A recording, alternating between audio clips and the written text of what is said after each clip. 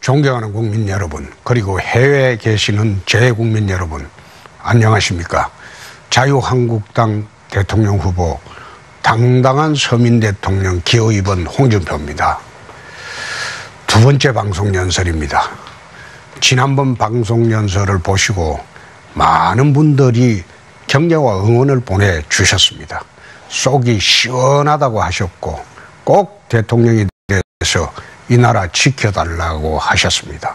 고맙습니다. 꼭 이겨서 국민 여러분 기대에 보답을 하겠습니다. 대선이 11일 앞으로 다가왔습니다. 3월 18일 출마 선언을 하고 13일 만에 자유한국당 대통령 후보로 선출되었습니다.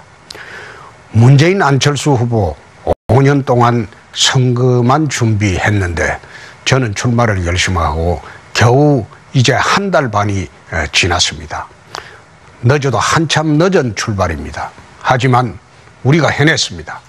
바닥 민심과 진짜 여론은 승리의 기운이 넘쳐나고 있습니다. 국민 여러분들께서 홍준표의 진심과 4선 국회의원, 당대표, 재선 경남도지사로서 입증한 홍준표의 국정 운영 능력을 믿어주신 덕분입니다. 남은 시간 제가 지면 자유대한민국이 무너진다는 필사적성의 각오로 뛰겠습니다. 존경하는 국민 여러분, 바람에 머리를 빗고 비에 몸을 씻는다는 절풍모구라는 말이 있습니다. 22년 정치 인생을 절풍모구의 심정으로 살아왔습니다. 나라가 지금과 같은 심각한 위기에 처하지 않았다면 저는 이번 대선에 출마하지 않았을지도 모릅니다.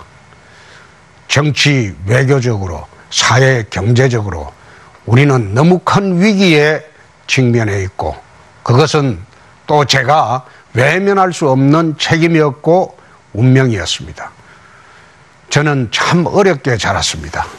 전쟁의 폐허 위에서 우리 국민 모두가 겪어야 했던 고난의 세월이었고 저희 가족에게는 천연 같은 가난이었습니다. 초등학교 6년 동안 5번 전학을 다녔습니다. 리어카 하나에 세간을 싣고 이틀을 걸어서 이사를 다녔습니다. 아버지께서 짐 싸라 한마디만 하시면 어디로 가는지도 모른 채 이삿짐을 싸야 했습니다. 그렇게 경남에서 대구로, 다시 경남으로, 울산으로 먹고 살기 위해 유랑민처럼 떠돌아 다녔습니다. 가난은 저희 가족을 삶의 벼랑 끝으로 내몰았습니다. 제 아버지는 무학입니다. 학교를 가보지 못했습니다. 돈 버는 데는 또 재주가 없어서 피땀 흘려 지은 농사는 홍수가 나서 하루아침에 떠내려갔고 장사를 하기만 하면 늘상 손해만 봤습니다. 어쩔 수 없이 가족들 먹여 살리는 일은 어머니 몫이었습니다.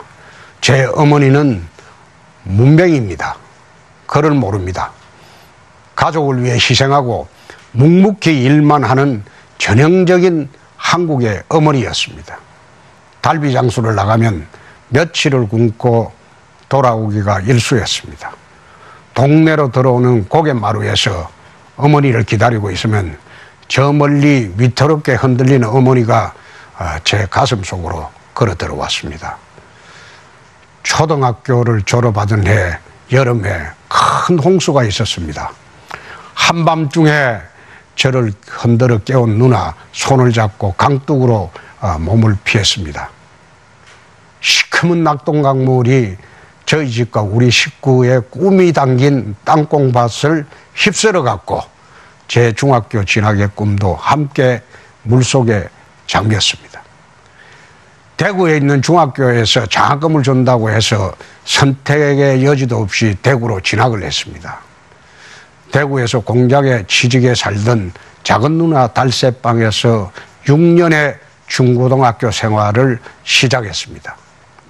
전기요금 때문에 밤 10시면 불을 끄라는 주인 아주머니의 감시 속에 이불을 뒤집어 쓰고 공부를 했습니다.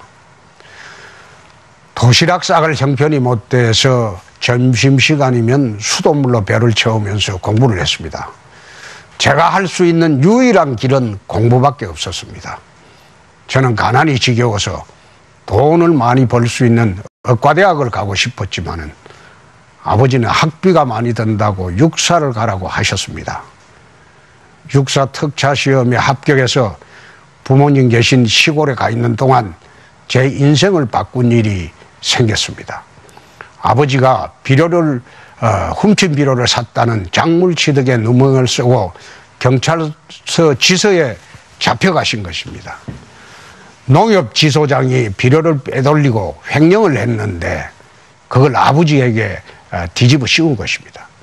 아버지 누명을 벗기기 위해 마을 사람들을 다 찾아다녔지만은 지소장의 힘에 눌려 어느 누구도 정언을 해주려 하지 않았습니다. 아버지는 이틀 뒤에 풀려났지만 억울함은 풀리지 않았습니다. 저는 군인이 되는 것이 아니라 경찰 잡는 검사가 되어야 되겠다고 결심하고 바로 대구로 가서 한 달밖에 남지 않은 대입시험을 다시 준비를 했습니다. 법과대학을 가서 검사가 되어야 하겠다는 그 생각밖에 없었습니다. 운 좋게 고려대학교 법과대학에 합격을 했지만 또 돈이 문제였습니다. 백방으로 수소문한 끝에 아버지가 작은 누나가 빚을 내어온 입학금 56,000원과 한 달 하숙비 14,000원을 들고 동대구역에서 야간 열차를 타고 18살 때 추풍령을 넘었습니다. 제 나이 18살이었습니다. 성장이 아니라 생존이었고 지독한 가난과의 전쟁이었던 유년과 학창 시절이었습니다. 존경하는 국민 여러분, 저는 가난했지만 꿈이 있었습니다. 꿈이 밥이고 꿈이 목숨이었습니다. 지금 우리 청년들 돈이 없어서 불행한 것이 아니라 꿈이 없어서 불행한 것입니다. 청년과 서민이 꿈꿀 수 있는 세상을 만들어주는 것, 그것이 우리들의 책임입니다. 경남도지사 시절 저는 서민 자녀 교육 지원 4단계 사업을 시작했습니다. 돈이 없어서 공부 못하고 돈 때문에 꿈을 포기하는 일이 없도록 해주고 싶었습니다. 서민 자녀들에게 초등학교부터 고등학교까지 졸업할 때까지 책을 사거나 인터넷 강의를 들을 수 있도록 예산을 지원했습니다.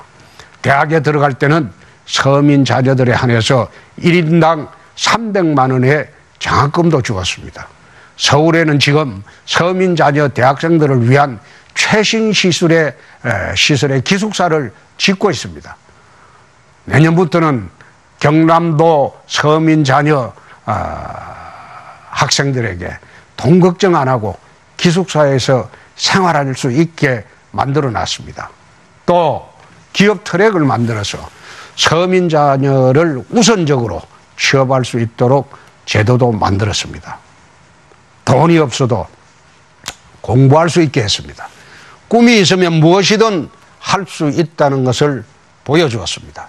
개천에서 용인할 수 있는 세상이 가능하다는 것을 보여주었습니다. 대통령이 되면 청년과 서민이 다시 꿈을 꿀 수 있는 나라 만들어 보겠습니다. 돈 없고 백 없어도 마음껏 꿈꾸고 뜻을 펼칠 수 있는 나라, 그런 나라 꼭 한번 만들어 보겠습니다. 저는 법대만 가면 사법고시가 바로 될 거라고 생각했는데 그게 사실 뜻대로 되지 않았습니다. 꼬박 6년이 걸렸습니다. 검사 11년은 부패와의 전쟁, 권력과의 싸움이었습니다. 대통령의 형을 수사하고 육공 황태자로 불리던 권력 실세와 빠진코 대부를 구속했습니다. 검사장을 포함한 검찰 고위 간부까지 구속했습니다. 광주지검 시절에는 조폭과의 전쟁을 선포했습니다. 한꺼번에 수백 명을 구속시켰더니 오히려 조폭들이 로비를 해줘서 서울지검으로 처음 한번 발령도 받아봤습니다. 저를 모델로 해서 만든 모래시계 드라마가 국민의 기가시계가 되고 국민 여러분들께서는 제게 모래시계 검사라는 영광도 주셨습니다. 그러나 검찰은 저를 수사해서 완전히 배제를 시켰습니다.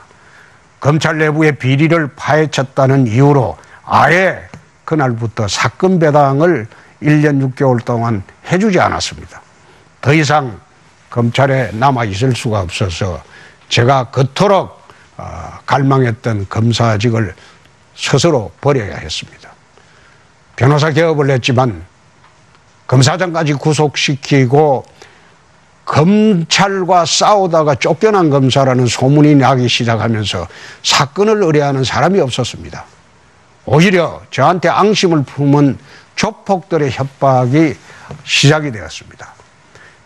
집으로 식칼이 배달되어 오고 심지어 아들을 납치하겠다는 협박까지 받았습니다. 의뢰인 하나 없는 변호사로서는 제 가족을 지킬 자신이 없었습니다. 가족을 지킬 힘이 필요했습니다. 그래서 정치를 시작했습니다.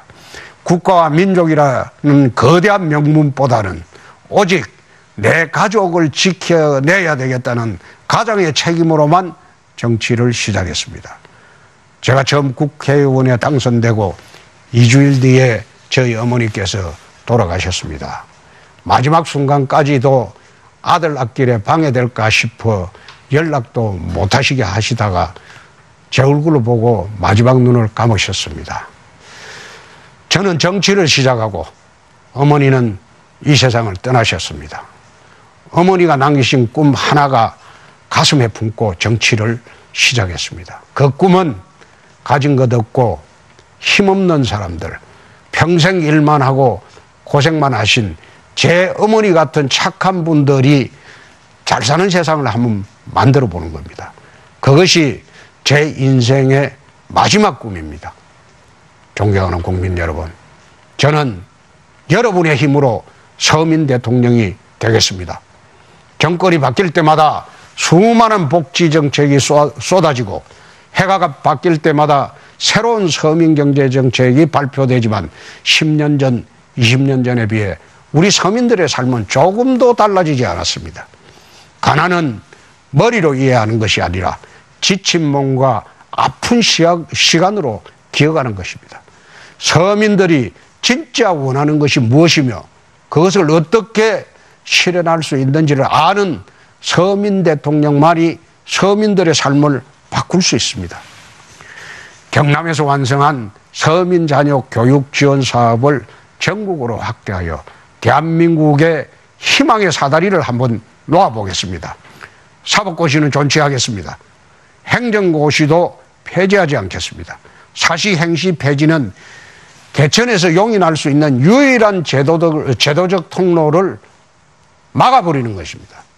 우리 젊은이들의 꿈을 빼앗아가는 것입니다. 개천이동의 사다리를 치워버리겠다는 그런 생각입니다. 제가 대통령이 돼서 이 제도는 반드시 존치하도록 하겠습니다. 담뱃값 내리겠습니다. 국민 건강 정진을 목적으로 담뱃값을 인상했지만 담배 판매량은 인상 전 수준으로 다시 돌아갔습니다. 서민들의 담배 소비량이 더 늘었고 결국 서민들만 더 힘들어졌습니다. 반대하는 분들도 많을 줄 압니다. 하지만 서민들을 힘들게 하는 정책은 바로잡겠습니다. 담뱃값은 내리고 비흡연자들의 건강추구권 보호를 위해서는 정부가 더욱더 투자를 하겠습니다. 유류세도 절반으로 내리겠습니다. 국제 유가가 내려도 국내 기름값은 그대로입니다. 세금이 60%나 차지하고 있기 때문에 원유값이 내려도 세금은 내려가지 않습니다. 서민들 이렇게 힘들게 하면 안 된다고 생각합니다. 2000cc 이하 전 차종에 대해서는 유류세를 절반으로 내리도록 하겠습니다. 서민 대통령 홍준표가 청년과 서민이 꿈꿀 수 있는 대한민국 만들어 보겠습니다. 묻지마 복지는 하지 않겠습니다. 서민 중심 복지로 바꾸겠습니다. 복지의 결과는 얼마나 많은 사람에게 주는가가 아니라 얼마만큼 격차를 해소하는가에 달려 있습니다. 보편적 복지라는 이름으로 똑같은 혜택을 제공하는 것은 복지가 아니라 공산주의식 배급입니다. 더 필요한 곳에 더 많은 지원을 해야 합니다. 기업에게는 자유를 주고 서민에게는 기회를 주는 것이 저는 진정한 복지라고 생각합니다. 존경하는 국민 여러분, 평생을 가난과 싸웠지만 한 번도 가난에서 벗어나 보지 못했던 제 아버지는 일당 800원 받는 임시직 야간 경비원으로 힘든 인생을 마쳤습니다. 한겨울 영하 20도의 바닷가에서 칼바람 맞으면서 가장의 책무를 다하고자 했던 아버지를 보면서 저는 피눈물을 흘린 일이 있습니다. 무학의 아버지, 문명의 어머니가 제게 남겨주신 유산은 그것은 꿈이었습니다. 가진 자들이 좀 더 양보하는 세상, 어렵고 힘든 사람에게 한 번 더 기회를 줄 수 있는 세상, 그리하여 정의가 강물처럼 흐르는 그런 세상을 한번 만들어 보겠다는 꿈, 그것이 제가 받은 유일한 유산이자 제 인생의 마지막 꿈입니다. 일당 800원 받던 임시직 야간 경비원의 아들도 대통령이 될 수 있는 것이 대한민국의 민주주의입니다. 자식들 먹이 살리느라 고리사체에 머리채 끌려 다니던 까막눈의 어머니를 둔 아들도 대통령이 될 수 있다는 것이 대한민국입니다. 여러분, 그 꿈을 한번 여러분이 보여주시기 바랍니다. 홍준표가 대한민국 서민의 꿈을 한번 이루어 보겠습니다. 국민 여러분이 홍준표의 힘이 되어 주시기 바랍니다. 늦은 시각 끝까지 경청해 주셔서 고맙습니다. 편안한 밤 보내시기 바랍니다. 감사합니다.